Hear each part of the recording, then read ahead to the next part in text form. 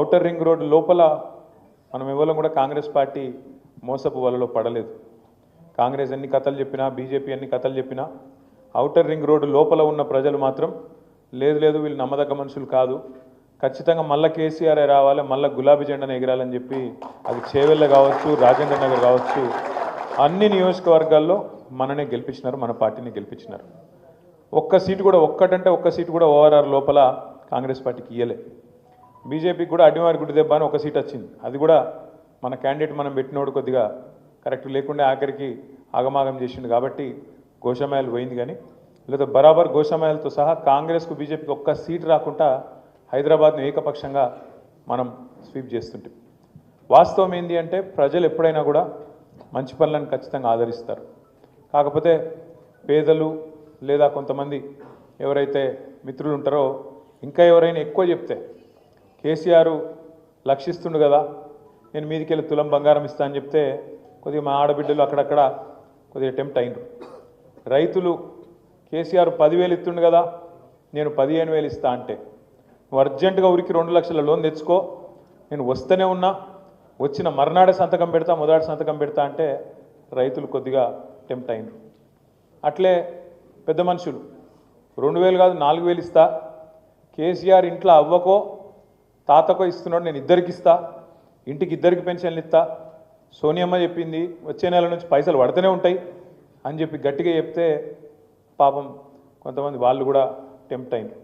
అట్లాగే నేను రాగానే మొదటి సంవత్సరంలోనే 2 లక్షల ఉద్యోగాలు నింపుతా అని చెప్పగానే రాహుల్ గాంధీ వచ్చి అశోక్ నగర్ ఛాయ్ హోటల్ కాడ కూర్చొని ఛాయ్ దాక్కుంటా పోజులు కొట్టుకుంటూ చెప్పగానే మనం ఇచ్చిన 1,60,000 ఉద్యోగాలు మర్చిపోయినారు, ఆయన మొదటి సంవత్సరమే 2 లక్షల ఉద్యోగాలు ఇస్తారట అని చెప్పి పిల్లలు కూడా కొంత టెంప్ట్ అయినారు. ఇట్లా ఇన్ని రకాలుగా 1-2 కాదు 420 వాగ్దానాలు చేసి, 420 అంటే మోసం అంటలేను నేను, నిజంగానే 420 వాగ్దానాలు చేసిరు. ఎస్సీ డిక్లరేషన్ కోసం మీ చేవెళ్ళని మీటింగ్ పెట్టారు, ఎస్సీ ఎస్టీ డిక్లరేషన్. ఖార్గే సాబ్ను పిలిచిరు, ఇక్కడ ఉన్న వాళ్ళు చెప్తే నమ్మతలేరు, ఇక్కడున్న రేవంత్ రెడ్డిని బట్టి విక్రమార్కని ఎవరు నమ్మతలేరు, పెద్దోళ్ళని తీసుకురావాలని చెప్పి ఖార్గే సాబ్ను పాపం ఢిల్లీకి వెళ్ళి తెచ్చారు. అట్లే రైతు డిక్లరేషన్ అని చెప్పి రాహుల్ గాంధీని తీసుకొచ్చి వరంగల్లో మీటింగ్ పెట్టిండ్రు. అట్లాగే బీసీ డిక్లరేషన్ అని చెప్పి సిద్ధరామయ్య గారిని తీసుకొచ్చి కామారెడ్డిలో మీటింగ్ పెట్టిండ్రు. యువజన డిక్లరేషన్, విద్యార్థి డిక్లరేషన్ అని చెప్పి తీసుకొచ్చి మన ప్రియాంక గాంధీ గారిని తీసుకొచ్చి హైదరాబాద్లో మీటింగ్. ఆఖరికి మహేశ్వరం నియోజకవర్గంలో మొత్తం మేనిఫెస్టో అంటే ఇవన్నిటి సమాహారంగా ఇన్ని డిక్లరేషన్లు, ఈ కథా కార్ఖానా మొత్తం అన్నీ చేసి ఒక దగ్గర కూర్చి దాన్నంతటిని తీసుకొచ్చి తుక్కుగూడలో మీటింగ్ పెట్టి సోనియా గాంధీ గారిని పిలుచుకొచ్చి మరి రాష్ట్ర ప్రజలకు మేము ఇస్తున్న మాట 10 ఏళ్ళు మీరు టీఆర్ఎస్ని చూసిండ్రు, మాకు ఒక్క అవకాశం ఇయ్యింది, తెలంగాణ వచ్చినాక ఒక్క తాప కూడా ఛాన్స్ ఇయ్యరా అంటే కొంతమంది అట్లా కూడా ఆలోచించారు. 2 సార్లు వీళ్ళకి ఇచ్చినాం కదా, ఒకసారి వాళ్ళకి ఇత్తాంతి ఏం పోయింది అనుకొని ఛాన్స్ తీసుకున్నారు.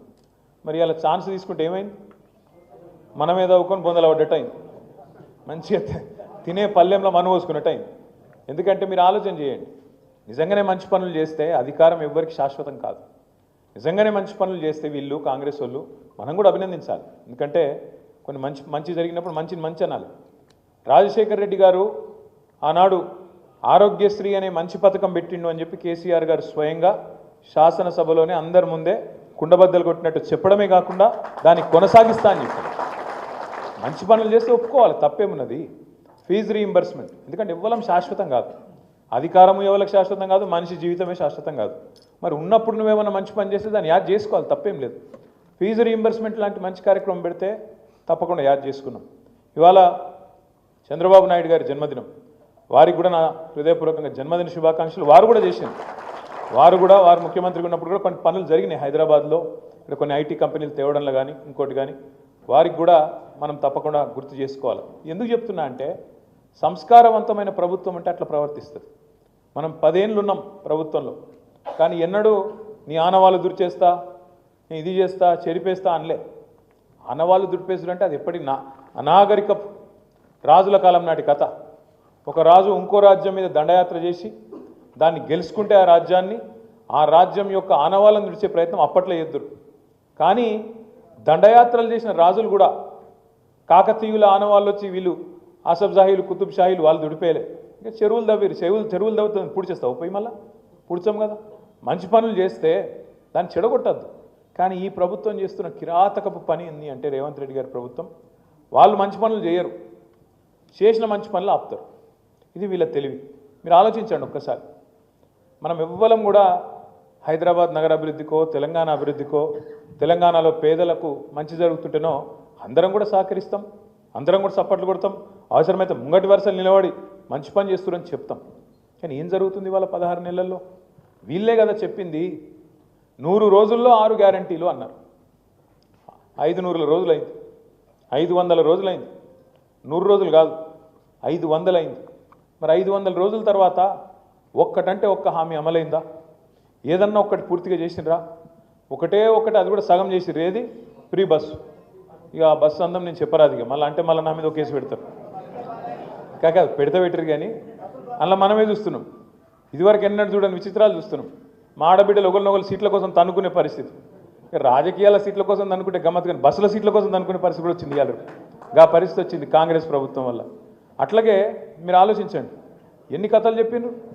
2500 ఇస్తా, ఇంట్లో అత్తుంటే అత్తకు 4000, కోడలుంటే కోడలకు 2500. నేను మొన్న మధ్యన సూర్యాపేట పోయినా.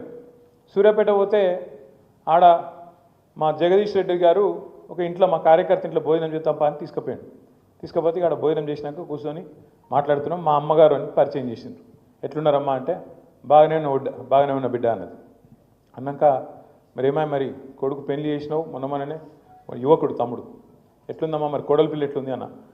ఏం కోడలి పిల్ల బిడ్డ, వస్తే ఒక తులం బంగారం తెస్తుంది అనుకున్నా, నెలకు 2500 వస్తుంది అనుకున్నా, ఏది రాకపోయా అన్నది. ఆ కోడలి పిల్ల కూడా బాగా గడుస్తున్నది. అత్తమ్మ నువ్వు కూడా 4000 పెన్షన్ వస్తుంది అన్నావు కదా, 70 ఆమె అంటుంది. నేను మనసులు అనుకుంటే అత్తకోడలకు మరి రేవంత్ రెడ్డి అత్తకోడలకు కొత్త అత్తకోడలకు కూడా పంచాయతీ పెట్టింది. గా పరిస్థితున్నది ఇవాళ. అంటే ఇది ఒక్కింటి కథ కాదు, ఇంటింటి రామాయణం ఇవాళ. ఇక మీ బాధనైతే రంగారెడ్డి జిల్లా వాళ్ళది చెప్పరాదిగా. అసలు ఎట్లుండే కేసీఆర్ గారు ఉన్నప్పుడు 10 ఏళ్ళు ఒక్క ప్లాట్ కాడికి కానీ వెంచర్ కాడికి కానీ ఒక బిల్డింగ్ కాడికి కానీ ఎవడన్నా పోయి దాదాగిరి చేసి కూడా ఆ దమ్మున్నోడు లేకుండే. ఈరోజు గద్దళ్ళకి ఇంతకుముందు తమ్ముడు కరెక్ట్ చెప్పిండు, అదే షరాబ్ బండి పడిపోతే దానికి చుట్టూ మొత్తం ఎవరికి అందినంత వాడు దండకపోయినట్టు, దొరికిందే ఛాన్స్ ఆయన తంతే గంపల బుట్టలు పడ్డామన్నట్టు ఎవ్వలకు దోషింది వాళ్ళు. మీరు గమ్మత్ ఏమనిపిస్తుంది అంటే కొన్ని మాటలేమో పెద్దగా చెప్తారు. హైడ్రా ఏంద్రా బై హైడ్రా అంటే హైడ్రాతోని ఆస్తులు కాపాడుతాం. ఎవరి ఆస్తులు కాపాడుతాం?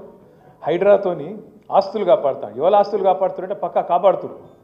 పొంగులేటి శ్రీనివాసరెడ్డి ఇల్లు మాత్రం ముట్టరు. ఏది చెరువుల FTL ఉన్నా శ్రీనివాసరెడ్డిది ముట్టరు.